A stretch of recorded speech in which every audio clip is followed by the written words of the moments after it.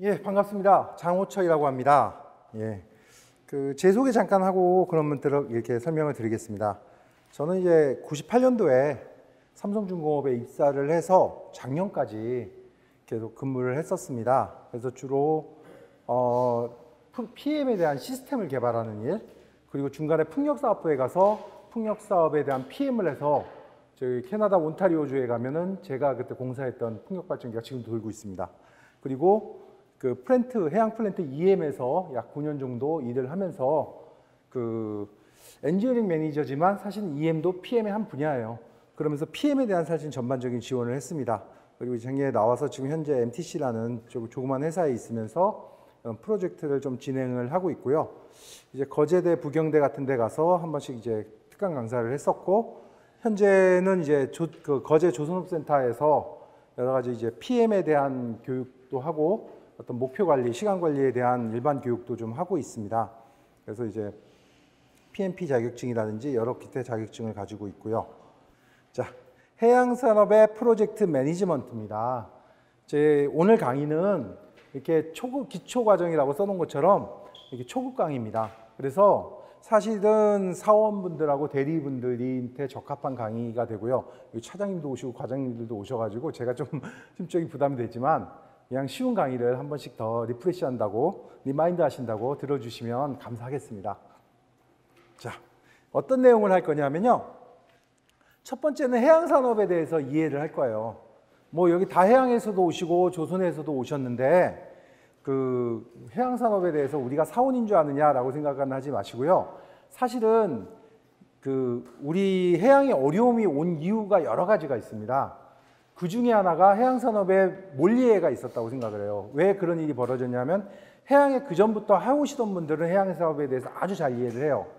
그런데 우리나라가 해양산업이 한 2006년 이쯤부터 막 부흥되기 시작했죠. 이 당시에 인력이 모자르다 보니까 조선 인력을 대거 투입합니다. 그러다 보면서 업의 이해가 엇갈리기 시작해요. 그래서 그때 과장님들, 차장님들 잘 기억하시죠? 오신 분들하고 기존에 계신 분들하고 어때요? 갈등이 많았어요.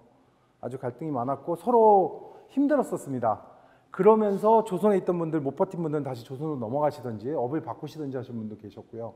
그런 과정에 더 큰 문제는 뭐냐 하면 우리가 발주처의 신뢰라든지 그리고 실제 그 부분에 대해서 매니지먼트에서 오류가 벌어지면서 결국 지금 해양산업에 어려움을 가지고 왔다라고 저는 그렇게 이해를 하고 있습니다. 그리고 프로젝트 매니지먼트에 대해서 간단하게 소개를 좀 하겠습니다. 뭐가 프로젝트 매니지먼트냐? 실제 10가지의 날리지 베이스라고 얘기하거든요. 10가지의 지식 영역, 우리말로는 그렇게 얘기를 합니다. 10개의 지식 영역을 놓고 PMBOK라는 책이 써져 있습니다. 근데 저는 여기가 여러분 PM 자격증이나 CAPM 자격증을 따로 오시는 그런 자리는 아니잖아요. 그죠? 그러기 때문에 오히려 그런 거는 인터넷 강의에 보면 어디 학원 같은 데서 하는 게 더 좋아요. 쪽집게 강의. 시험 뭐뭐 나옵니다. 밑줄 쫙 이런 강의들 있습니다. 시험 준비하시는 분들은 그걸 들으시는 게 훨씬 유리하고요.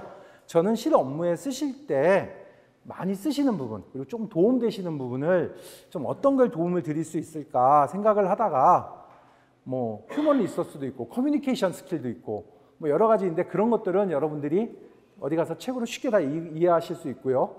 그런 거 솔직히 그렇잖아요. 리더십 강의, 휴먼 리소스 할 때 리더십 강의 나오면 삼국지 읽고 그러잖아요. 그런 거에서 더 많은 도움을 얻을 수 있습니다. 저는 실제적으로 우리 동양의 개념이 휴먼 리소스라든지 그다음에 스테이크홀더 매니지먼트라든지 커뮤니케이션에는 우리가 더 앞서 있다고 생각을 해요. 이 PMBOK가 오히려 우리가 뒤쳐져 있다고 생각합니다. 그래서 굳이 그런 내용들, 그다음에 품질 관리, 구매 관리 이런 거에 대해서 그렇게 하진 않고요. 가장 중요한 게 뭐냐? 3가지라고 봅니다. 저는 스콥. 사실은 프로젝트 매니지먼트가 실패했다는 얘기는 뭐냐? 첫 번째 스콥이 실패했다는 거죠. 스콥. 뭘 해야 될지 모른다는 거예요. 뭘 해야 될지 알아야 되고 뭘 하지 말아야 될 것까지 아는 게 뭘 해야 될지 아는 겁니다.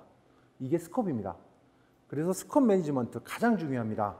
그리고 현업에서 오신 분도 많을 거예요. 여기 PM에서 오신 분도 계시고 뭐 연구소에서 오신 분도 계신데 현업에 도장 뭐에서 오시고 설계에서 오셨는데 이분들이 왜 프로젝트 매니지먼트를 알아야 되느냐? 이분들이 PM 할 거야? 계약 관리할 거야? 이렇게 묻잖아요. 이 스콥에 대한 개념을 명확하게 가져가라는 겁니다. 이분들 그래서 아마 현대의 임원분들이나 윗분들은 거기에 깨어 계시기 때문에 네가 뭘 해야 될지를 알고 주도적으로 일하는 방법을 배우고 와. 그게 PM입니다, 사실은. 그게 프로젝트 매니지먼트입니다. 프로젝트 매니지먼트 하면 우리 관리라는 말 꼭 붙잖아요. 관리하니까 뭐 사람 관리해야 되고 뭔가 해야 되고 이렇게 잘못 착각을 하는데 정확하게는 프로젝트를 어떻게 경영하느냐거든요. 이건 경영자가 하는 게 아니라 각 실무자들이 하는 겁니다. 실무자들이 경영을 하기 위해서는 스콥, 뭘 해야 될 줄 알고 뭘 하지 말아야 될 줄 알아야 되는 겁니다. 그리고 뭘 해야 될 줄 안다는 것을 명확히 알고 나서는 자기가 이 일을 어떻게 해나갈지에 대한 계획을 세워요. 이 일을 어떻게 해나갈지 계획을 세우는 거. 여러분 저 방학하실 때 초등학교 때 지금 자녀분들도 계시고 뭐합니까? 방학하면 초등학생들? 냄비 엎어놓고 쫙 그리죠. 그리고 뭐 만들어요? 생활기획서 그거 만들죠. 근데 그 PM에서는 그거는 계획이 아니라 그래요. 스케줄이 잘못된 계획이라고 합니다. 왜냐? 그건 오퍼레이션에 관련된 거예요. 아마 운영에서는 그런 식으로 계속 반복되는 계획이지만 PM은 그렇지 않습니다. 해야 될 일을 해나가는 수 있게끔 계획을 짜야 됩니다. 그 계획이 뭐냐? 바로 스케줄입니다. 그 스케줄이고 그래서 내가 이 일을 어떻게 해나갈 것이다. 라는 목표를 어떻게 구체적으로 해나갈까를 방향을 잡는 게 바로 스케줄입니다. 스케줄 매니지먼트 하면 보통 이제 딱 머리 떠오르는 게 뭐예요? 프리마벨라 P6. 쓰기 어려워. 눈치 보면서 MS 프로젝트 씁니다. 그죠? MS 프로젝트는 쓰기가 쉬우니까. 그죠? 그것도 몰라? 엑셀짜입니다. 그죠? 근데 엑셀로 하든 MS 프로젝트를 하든 프리마벨로 하든 그건 안 중요해요. 자기가 이 일을 어떻게 해나가느냐. 그거에 대한 계획이 중요합니다. 그게 바로 스케줄 매니지먼트입니다. 그리고 코스트 매니지먼트. 코스트 매니지먼트 이제 돈 관리입니다. 물론 돈에 대한 얘기를 여기다 좀 해요. 근데 이제 코스트 매니지먼트는 이 일이 잘 돼가고 있는지 잘못돼 가고 있는지 그걸 중간 확인을 하자는 거예요. 내가 이 스케줄대로 돼가고 있는지 일정 체크를 하잖아요. 그럼 뭐 만약에 예를 들어서 우리가 10개의 뭐 브라켓을 용접을 한다. 그럼 스케줄대로 이거 열흘 동안 하루에 한 개씩 10개다. 그래서 뭐 오늘 3일 지났는데 3개 됐네, 잘했네, 이게 아니죠. 이게 요걸 하기 위해서 자재는 제대로 들어와 있는지, 그 다음에 요걸 하기 위해서 앞으로의 계획은 잘 될 것인지, 더 필요한 것은 없는지, 이런 것에 대한 중간 점검이 필요합니다. 요거를 눈에 보이듯이 스케줄 밑줄 쫙쫙 긋고 이렇게 하는 것이 아니라 실제 이거를 정량화된 데이터로 확인을 하는 것이 바로 코스트 매니지먼트입니다. 그래서 코스트 매니지먼트라고 이름을 묻지만 실제 정확한 이름은 EVM입니다. Earned Value Management. 우리 기성고라 그러죠. 기성고. 현장에서 혹시 사급사원님들 많이 오셨는데 기사 하시는 분 계세요?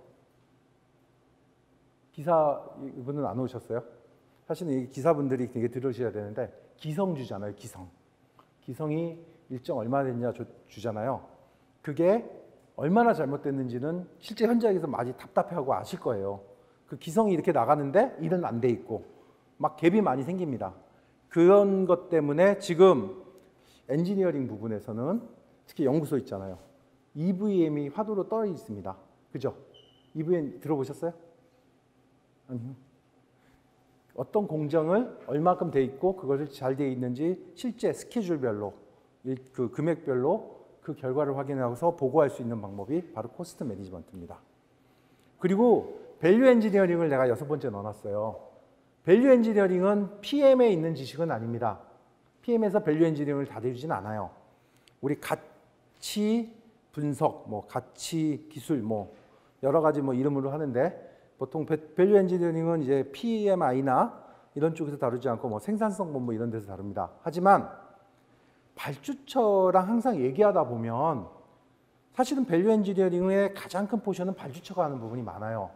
제가 생각하기에는 60% 이상은 발주처의 몫입니다. 근데 나머지 한 30에서 40%는 우리 제조사가 할 수 있고 엔지니어링 설계하는 데서 할 수 있는데 이런 부분에 대해서 신경을 너무 안 쓴다고 컴플레인을 많이 합니다. 그리고 포기합니다. 혹시 프로젝트 처음부터 들어가시면 특히 셀이 그럽니다.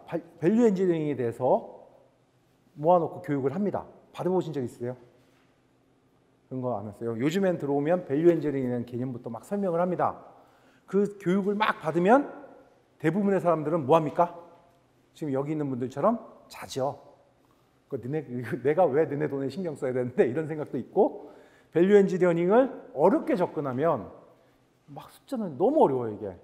그리고 실제 이거 강의하시는 분들 보면 막 숫자만 이렇게 놓고 막 표 놓고 막 이래요. 다 잘 수밖에 없어요. 그런데 굉장히 간단한 거예요. 우리가 더 효율적으로 돈을 아껴서 일을 하고 제품의 가치를 더 높여주자. 이게 밸류 엔지니어링입니다. 그래서 아까 공정연구에서 오셨다 그랬잖아요. 아마 저 연구소의 가치가 바로 밸류 엔지니어링을 하는 가치입니다. 그런 가치들. 그래서 이 부분을 좀 소개를 해드리고 그래서 이 네 가지를 아시면 아마 현업에 가셨을 때 도움이 되지 않을까. 제가 고민을 해봤어요.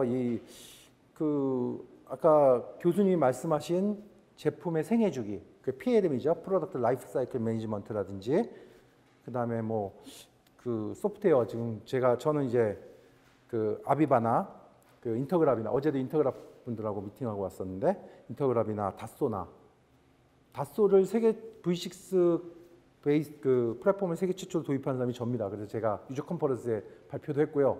아직 그 삼성중공업 장학철 과정하면 그 기사 아직도 뜨더라고요. 옛날 유튜브도 있었는데 강의네요. 그건 없어졌고 그런 거를 하려다가 글쎄 지금 당장 현업에 계신 분들이 필요한 게 뭘까라고 많이 고민을 했어요. 시간을 많이 때우는 것보다 주저주저 하는 것보다 정말 좀 도움되시는 거 한 가지라도 좀 갖고 가시게끔 해드리자. 그게 제가 이 자리를 허락하신 우리 양 교수님한테 대한 어떤 제가 보답도 되는 거고 제 강의를 이렇게 들어오신 분들에 대해서 정말 고맙다는 제 표시가 될 것 같아서요. 저만 엑기스만 제가 이렇게 좀 모아놨습니다. 그래서 조금 이렇게 들어보시면 강의를 재미가 없더라도 좀 들어보시면 최대한 재밌게 해드릴게요. 그래서 많은 걸 가져가지 못하지만 필요한 거 한 가지는 가져갈 수 있게끔 제가 오늘 1박 2일 동안 저와 함께 하시는 시간이 되도록 하겠습니다. 자, 해양산업의 이해입니다. 해양산업 이해. 다 해양에 계신 분도 계시고 조선에서도 오신 분이 계신데 해양산업을 왜 이해하느냐. 사실은 지금 해양산업이 굉장히 안 좋습니다.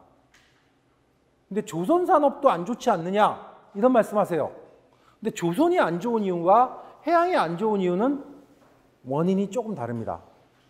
조선은 시장이 무너졌기 때문에 안 좋은 거예요. 왜냐하면 중국이 경기가 안 좋아지면서 물동량이 줄어들고 그리고 그 가스 같은 경우에 이제 대체 에너지가 나오면서 석유 에너지에 대한 이동성이 줄어들고 하면서 조선에 대한 발주량이 줄어들기 때문에 조선이 어려워진 거예요. 조선에서 근무하시는 분들이 뭔가 실수하거나 잘못한 이유는 없어요. 그대로 왔는데 그런 시장의 사이클을 탔기 때문에 어려워진 거예요. 하지만 해양산업은 아니라고 봅니다. 해양산업은 지금도 전 세계적으로 계속 수주가 나와요. 물론 조금 트럼프 정부 이후에 많이 줄어들긴 했습니다. 왜냐하면 그 셰일가스의 영향으로. 물론 그렇긴 하지만 그렇더라도 옵쇼어 플랜트는 계속 시장에 나오고 있습니다. 그럼에도 우리가 계속 여기에 대해서 임팩트가 오고 특히 2015년, 16년의 임포트는 어때요? 물량이 없어서 우리가 임팩트 냈습니까? 적자 냈습니까? 물량 넘쳤어요. 사람이 없었습니다. 그죠? 그때 얼마나 사람 없었냐 하면 조선에서 일 잘하시는 분들 끄집어 왔어요. 안 쳤어요. 그래서 어떻게 돼요? 싸웠죠. 싸움 나죠.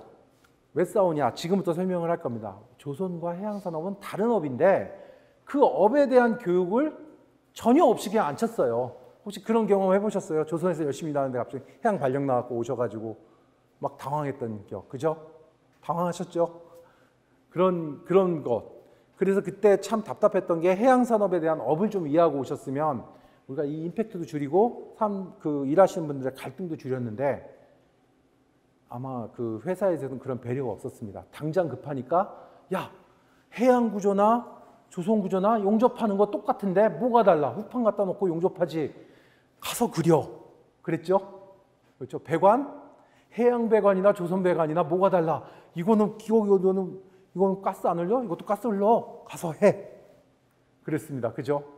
그러면서 가서 보면 많은 게 달랐어요. 그리고 조선 하시는 분들은 프라이드가 있죠. 조선은 지금도 세계 1위의 기술입니다. 그죠? 모든 설계를 다 할 수가 있고 그런 분들을 와서 막 무시하는 것 같아요. 갑자기 나는 내가 매뉴얼을 만든 사람이야 라고 했는데 매뉴얼 필요 없고요. 스펙이에요. 다시 보세요. 딱 이러면서 던져주잖아요.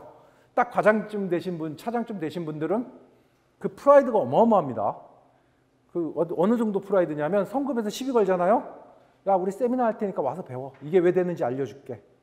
이게 조선의 모습이에요. 그죠? 그러면 DMV가 와서 아이고 얘 선생님 하면서 가르쳐달라 그래요. 이게 그러니까 조선에 계신 분들의 프라이드는 어마어마한 거예요. 근데 여기 해양에 오면 성급 선생님 이거 맞아요? 하고 물어보고 다녀야 돼요. 근데 그럴 수밖에 없는 게 해양과 조선 산업이 업이 틀린 거지 기술이 떨어지는 건 아닙니다. 업이 틀리고 프로세스가 다르고 그 룰이라는 게 다르기 때문에 그런 건데 그걸 서로 간에 이해를 못하고 오해하는 거예요.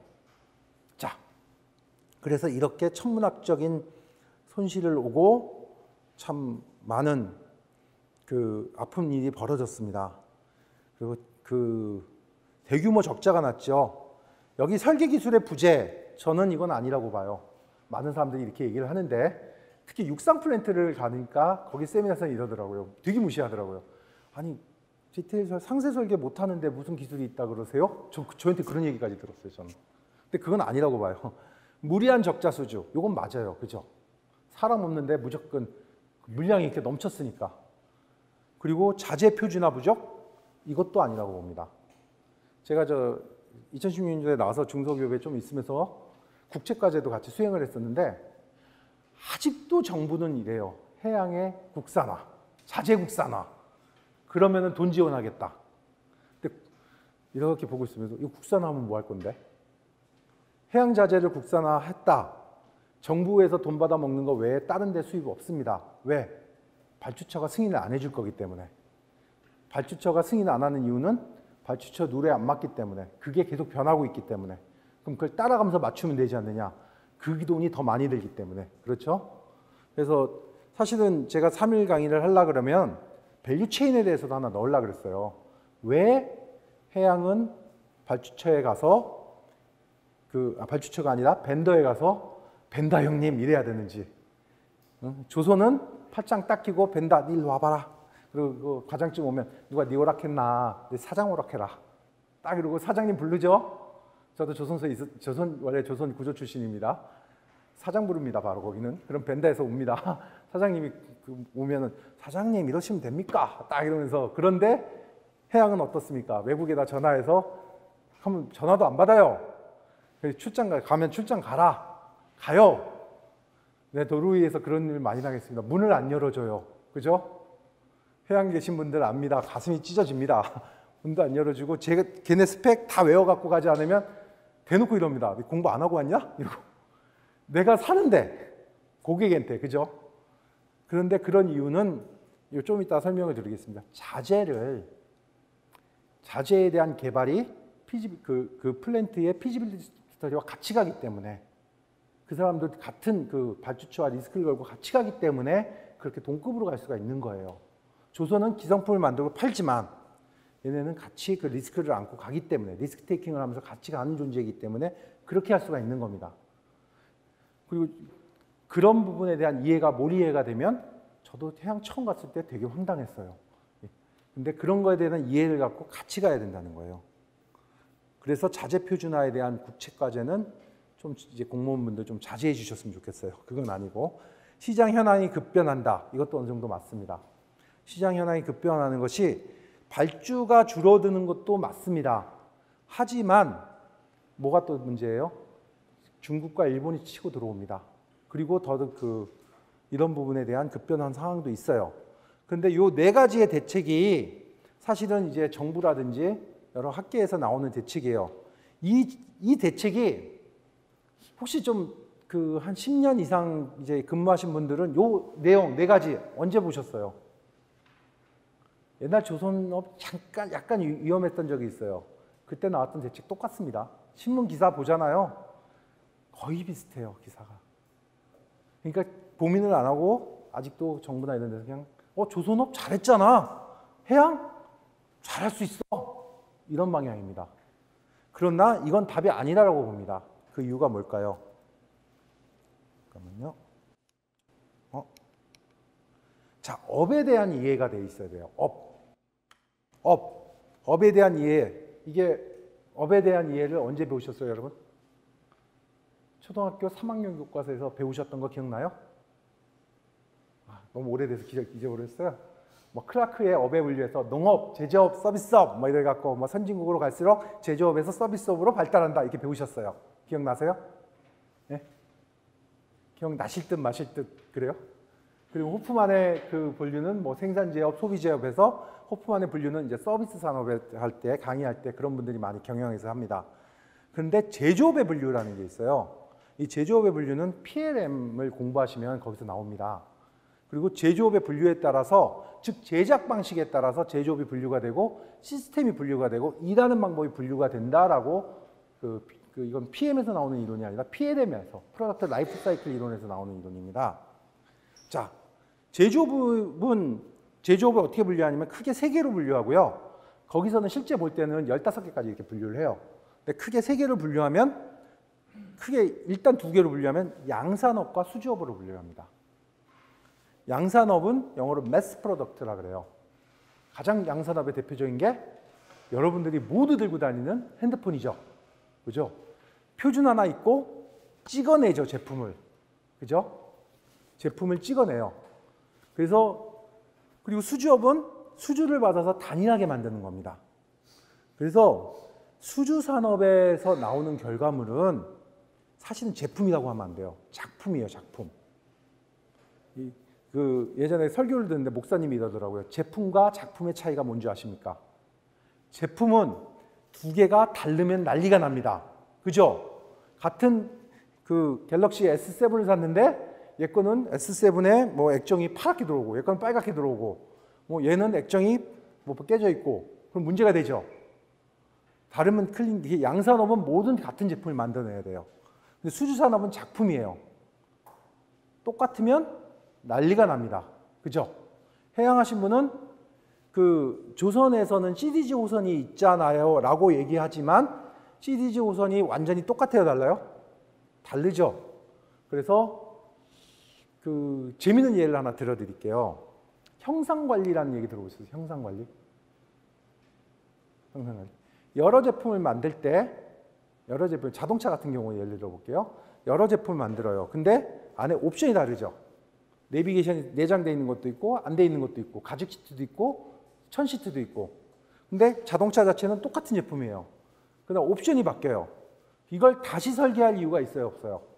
없죠? 한 설계에 이 옵션만 바꿔주면 돼요. 요걸 관리하는 게 형상관리 기법이라고 합니다. 그래서 예전에 PLM의 교수님이 나한테 이렇게 얘기하더라고요. 조선에 CDG 호선이 있는데 왜 이걸 형상관리를 적용을 안 해요? 라고 얘기하는데 그 부분에 대해서 한번 그때 의문을 갖고 연구소에다 한번 물어봤었거든요. 이런 얘기를 하더라고요.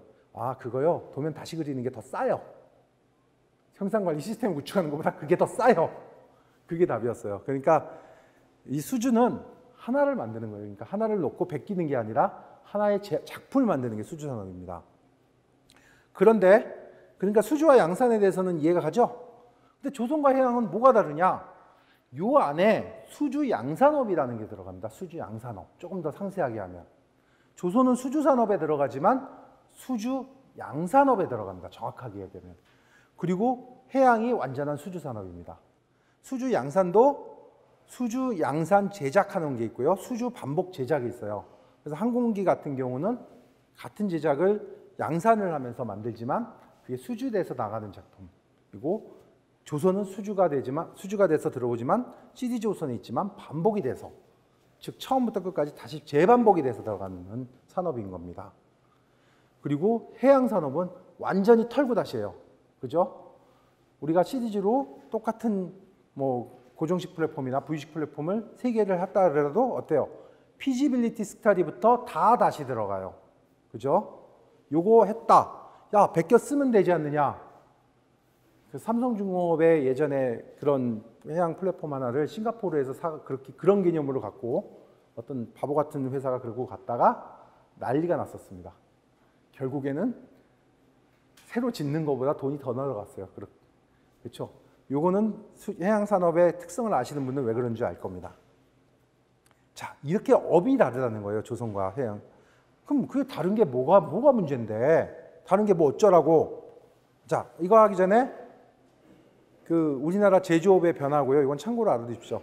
저부가치에서 고부가치로 가면서 중공업 중심의 양산업, 수주 반복 제작업에서 이제 수주 단일 제작, 대규모 프로젝트를 들어갈 수가 있게 됐고 수주 단일 제작으로 우리가 여기 보시면 수주 단일 제작으로 들어갑니다. 그리고 앞으로 미래에는 우리 교수님께서 소개해 주신 것처럼 4차 산업혁명과 더불어 뭐가 들어간다?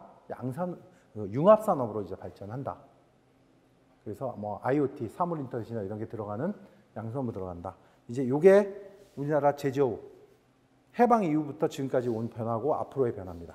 이건 참고로 좀 보시고요. 양산업과 수주업에 대해서 좀 비교를 해볼게요.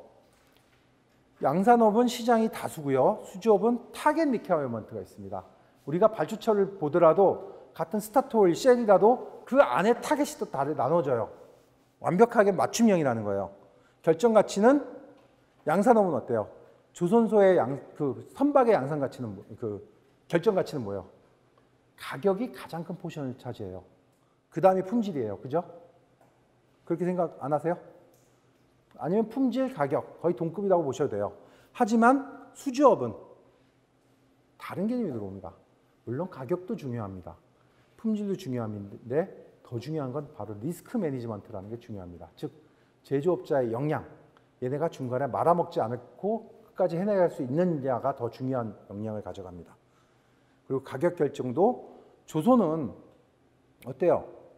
거의 확정됩니다. 확정 플러스 알파 크지가 않아요. 한 10% 플러스 마이너스 10%예요. 그죠? 근데 수주업은 어떻습니까? 우리 해양은 삼성중공업에서 수주했던 사할린이 대표적인 겁니다. 수주 금액의 2배를 받아갔어요. 가격이 2배가 됐어요. 그래서 사할린이 대박이 터졌죠. 그런 걸 보면 가격은 미래 가치예요. 몰라요, 수주 산업에서는. 그리고 가장 중요한 거, 양산업에서 우리 핸드폰 사러 가게 들어가면 직원들이 뭐라 그래요? 어서 오십시오, 고객님. 님자 붙어줍니다. 그죠?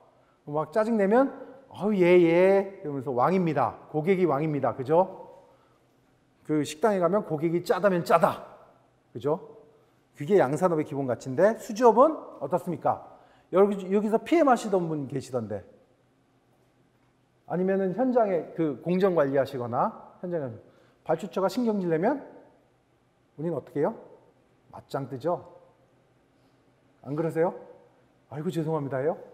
맞짱 뜨죠 우리는. 그 이유가 뭐예요? 우리랑 파트너이기 때문에.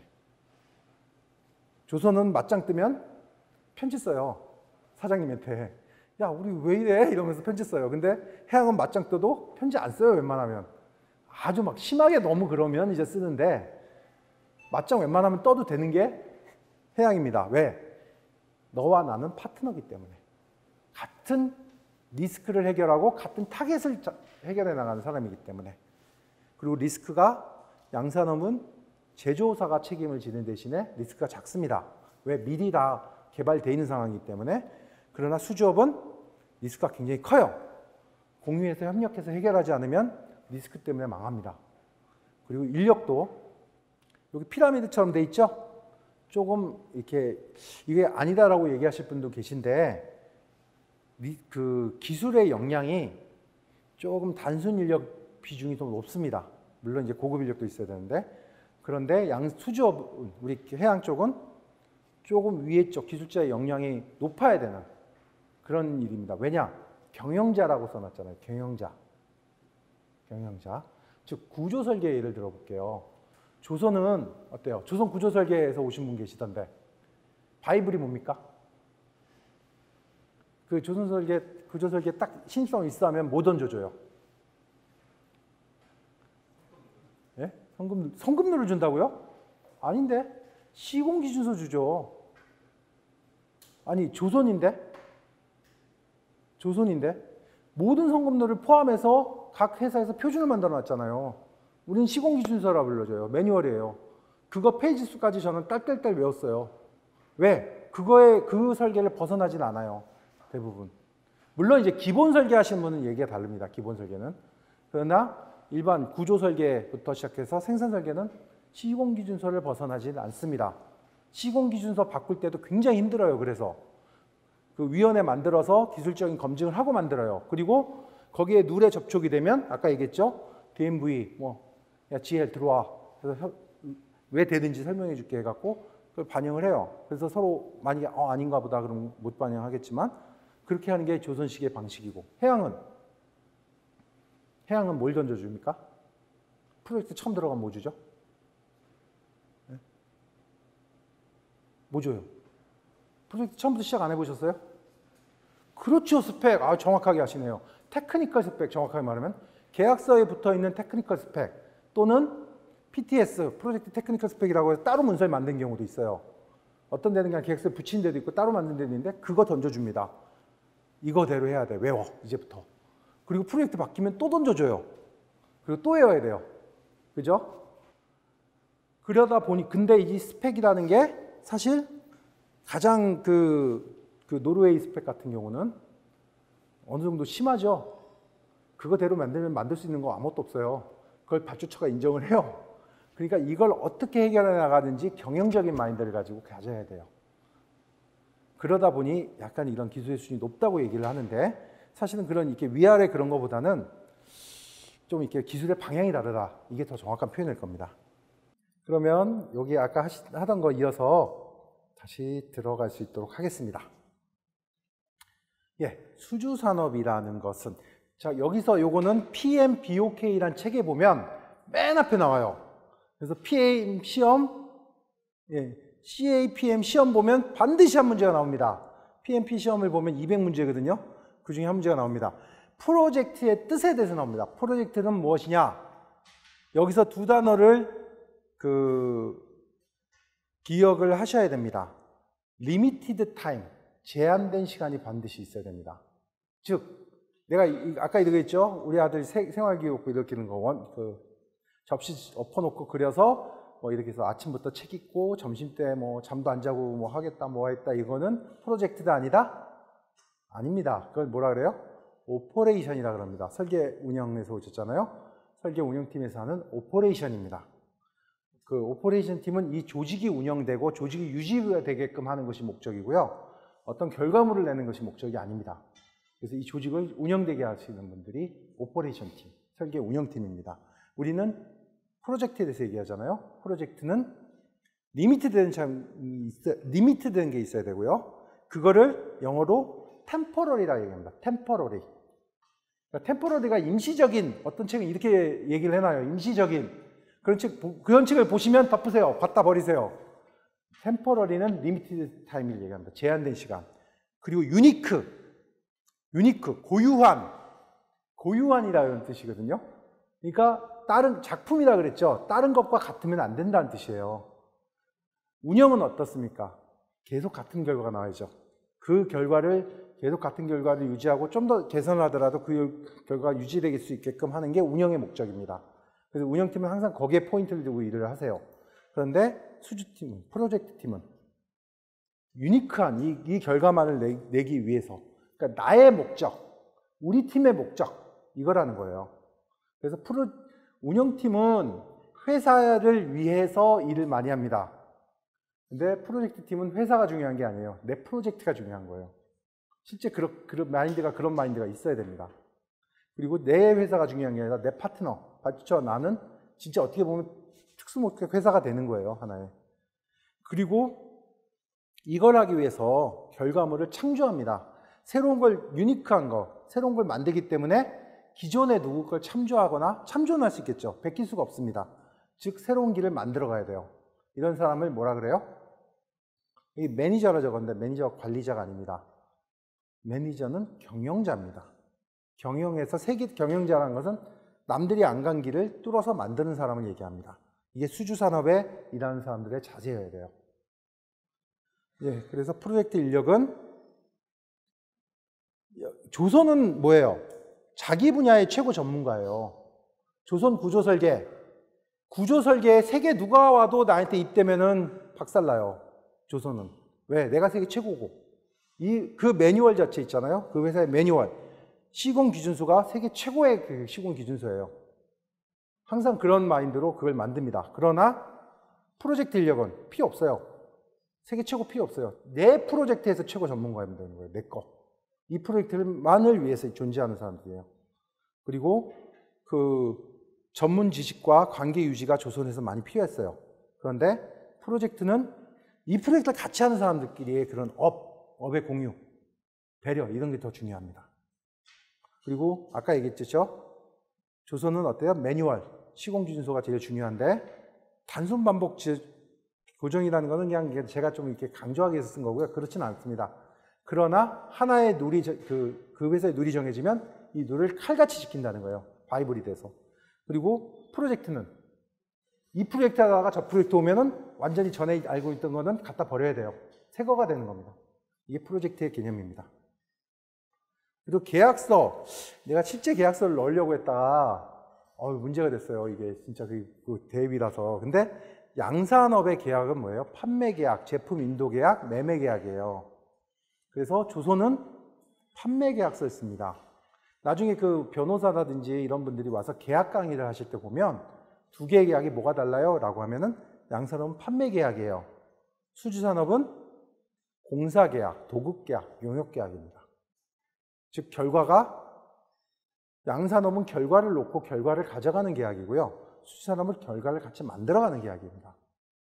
이게 뭔 차이가 있냐면 가격하고 준수사항에 대해서 차이가 납니다. 조선은 가격이 계약과 동시에 거의 90%가 결정이 돼요. 물론 여기에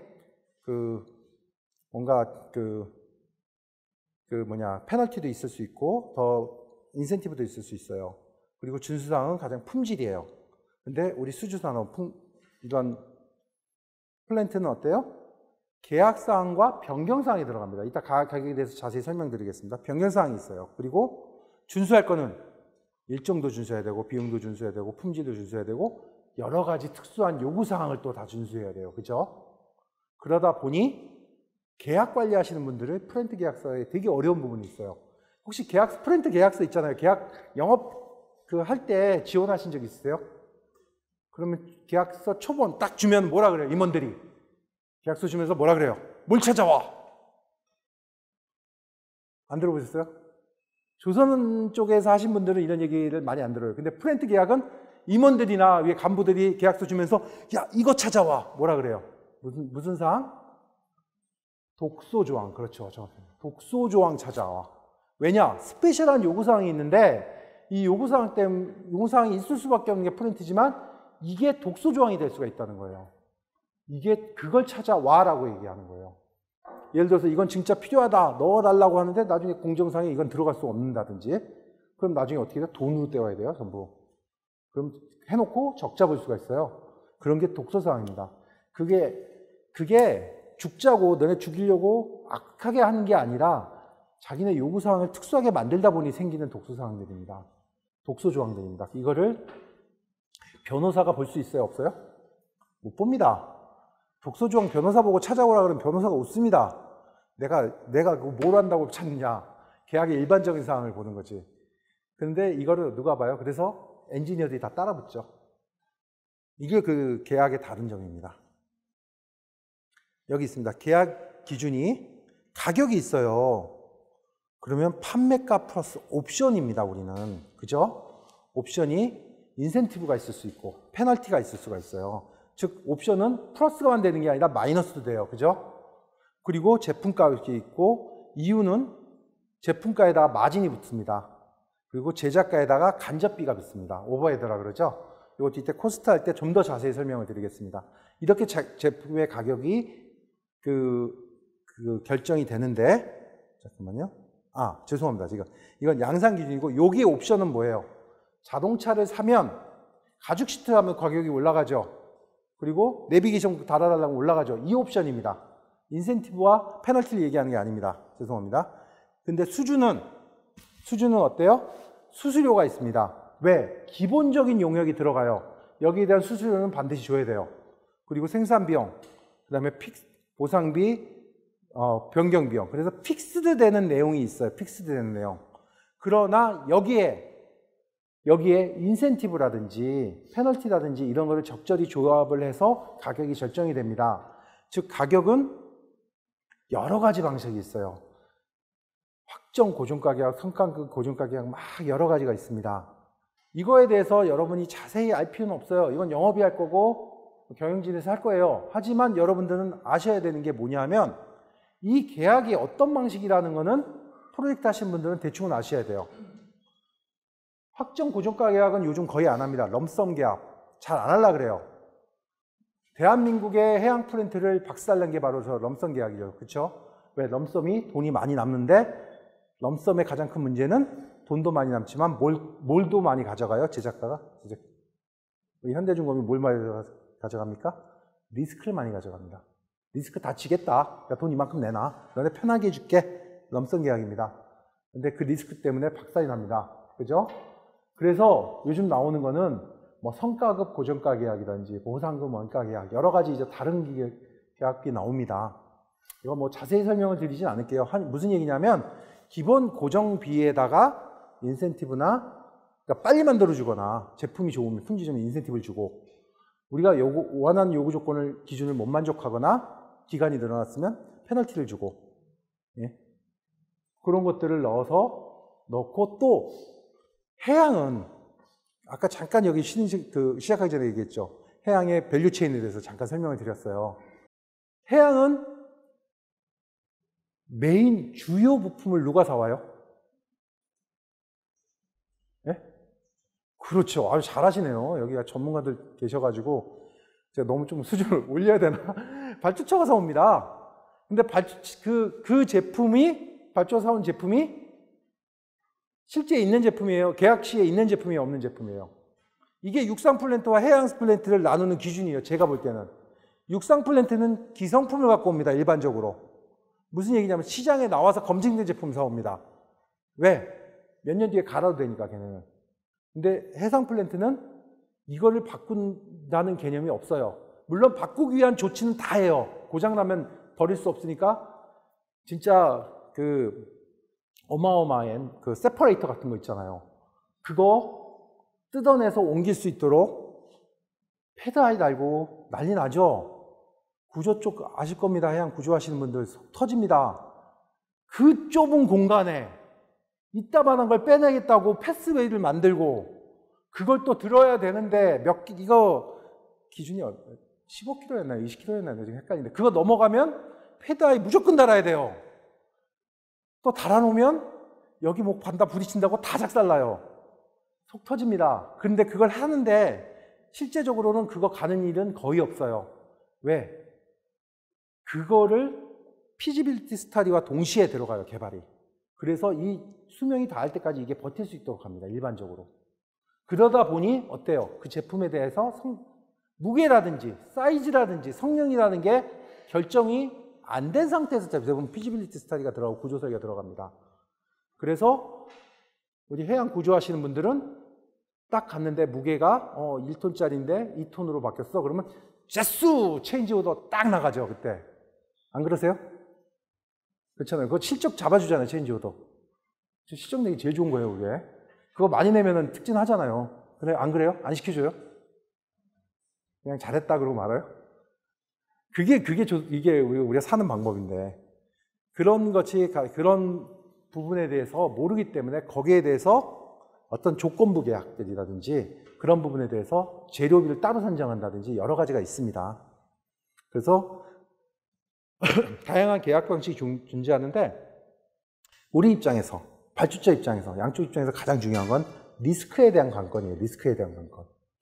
여기 보시면 양산은 리스크에 대한 관건이 그렇게 중요하지 않아요. 왜냐?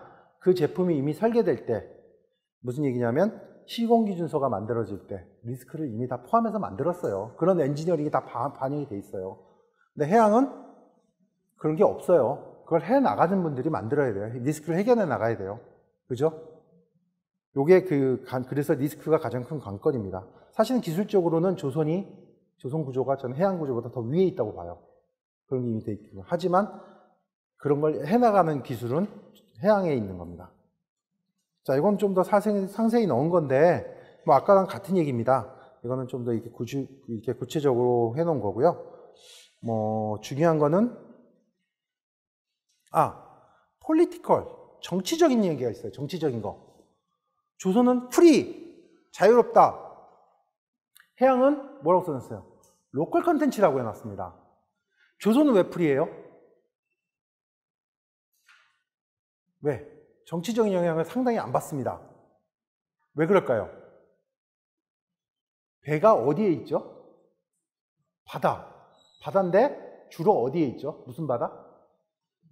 공해, 그렇죠. 아우, 또 공해에 있기 때문에 못 건드려요. 그죠? 그리고 선적을, 그 배를 어디에 등록해요? 어디 들어보도 못한 나라에다 등록합니다. 세금 안 나는 나라. 그죠? 미국 배라 그래서 미국 배가 아니에요. 그죠? 그렇기 때문에 정치적인 입김이 작용하기가 굉장히 힘듭니다. 그러나 해양은 어디에 들어가요? 영해에 들어가요. 영해. 그 나라 국토입니다. 그 나라 땅이에요. 그 나라 땅에 들어가기 때문에 어때요? 내 땅에 지으면 내 맘대로 해야지. 땅 주인 맘이에요. 그 나라 맘이에요. 그 로컬 컨텐츠. 야, 우리 인력 써. 그죠? 아까 뭐 NASA 그 프로젝트 할 때 설치까지 뭐 후업하고 온다 그랬잖아요. 실제 현장에서 돈 되는 인력은 그 나라 사람들 거 써야 돼요. 그죠? 우린 매니징하고 엔지니어링 지원만 해요. 그렇게 안 하면 공사허가 안 내주면 끝이에요. 그죠? 그래서 이런 것들이 실제 옵쇼에도 많이 반영이 되고, 그래서 룰이 다른 거예요. 우리 노속. 제가 스타토일하고 일할 때 노속하면 아주 막 살이 떨리는데, 노속. 지네조차가, 그 룰을 저장한 지네조차가 이거대로 지으면 배를 못 짓는다는 걸 지네도 알아요. 그러면서도, 그런데도 노속을 따라야 돼요. 왜? 안 따를 거면 여기다 설치하지 마. 뭐 공해로 나가든지.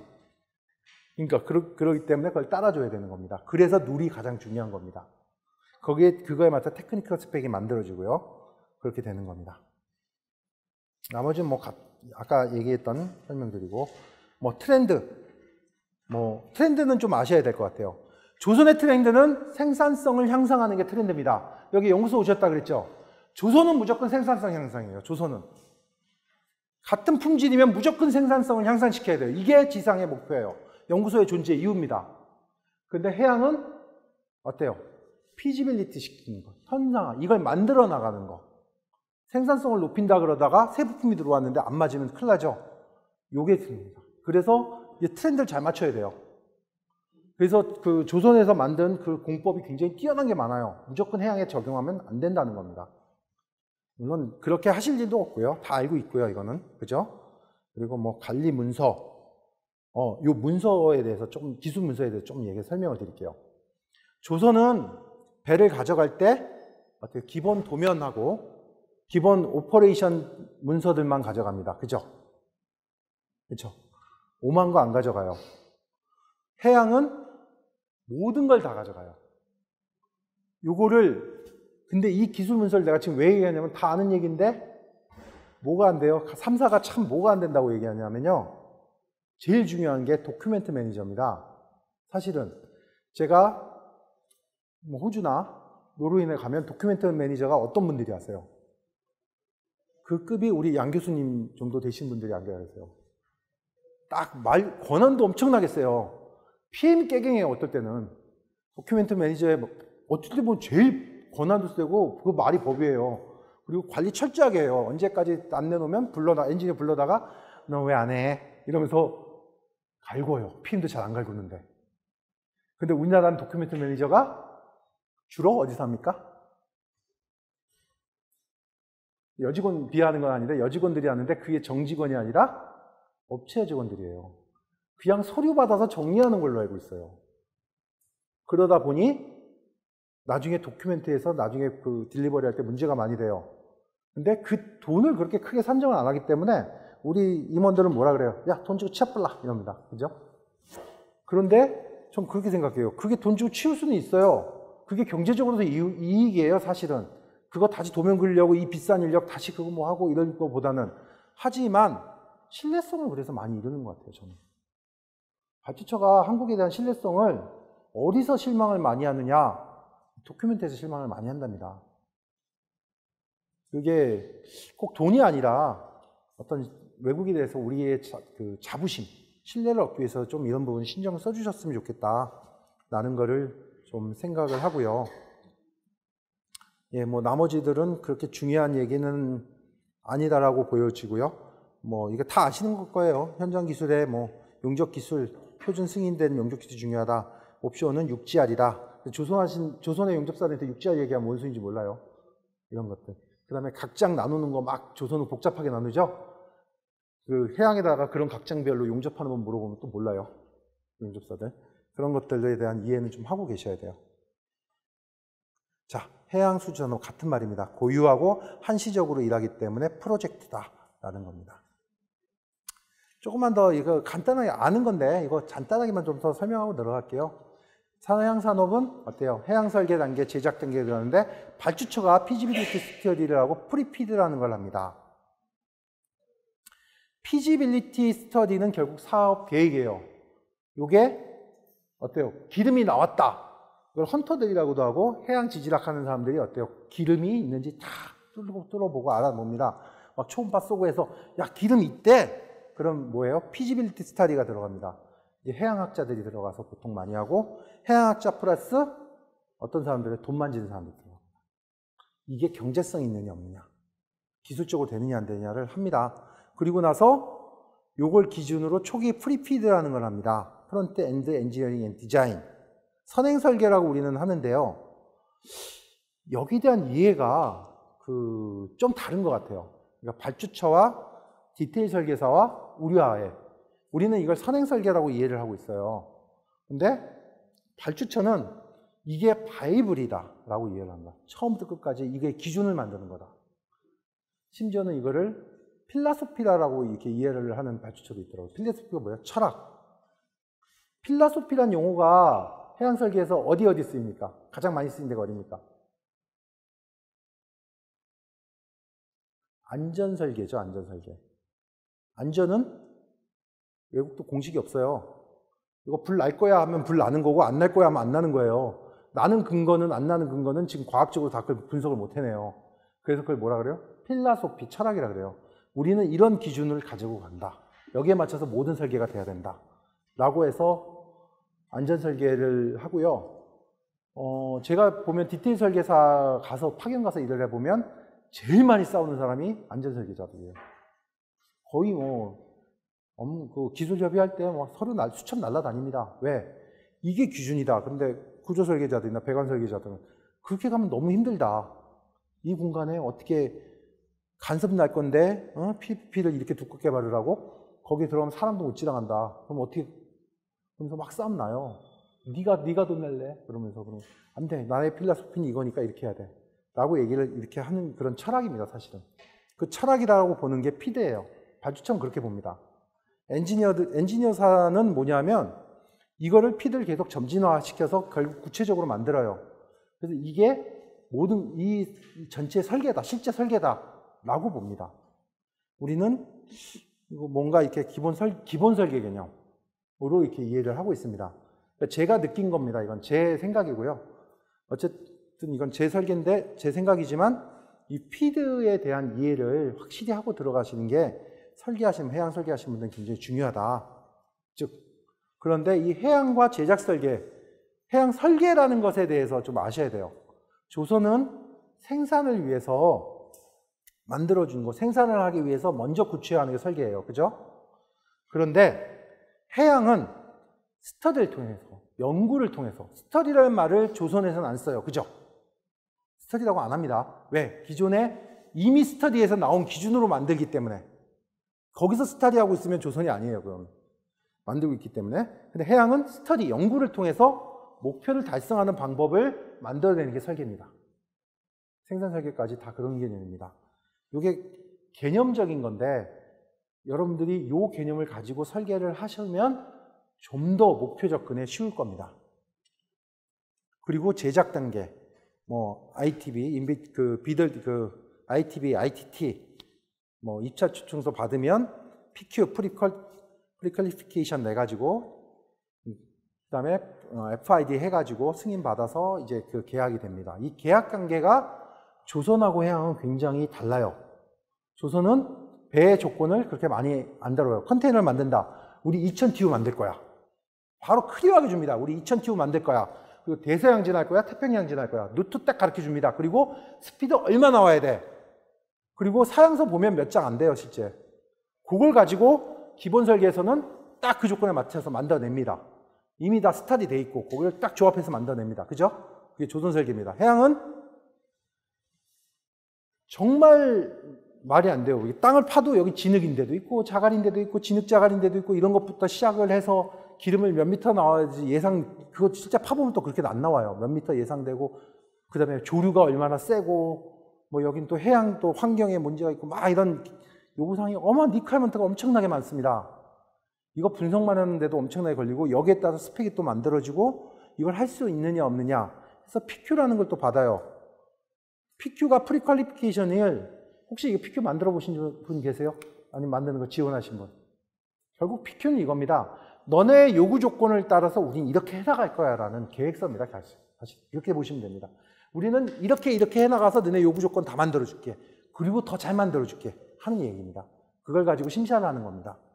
그래서 결국에는 조직도 우린 이렇게 만들어 줄게. 우리 회사에서 제일 잘 나가는 사람들이야. 제일 똑똑해. 경력 20년 이러고 이래. 그리고 너네 일정 이거지. 일정은 사실 어디서 만들어요? 실제 일정, 대일정은 어디서 만들까요?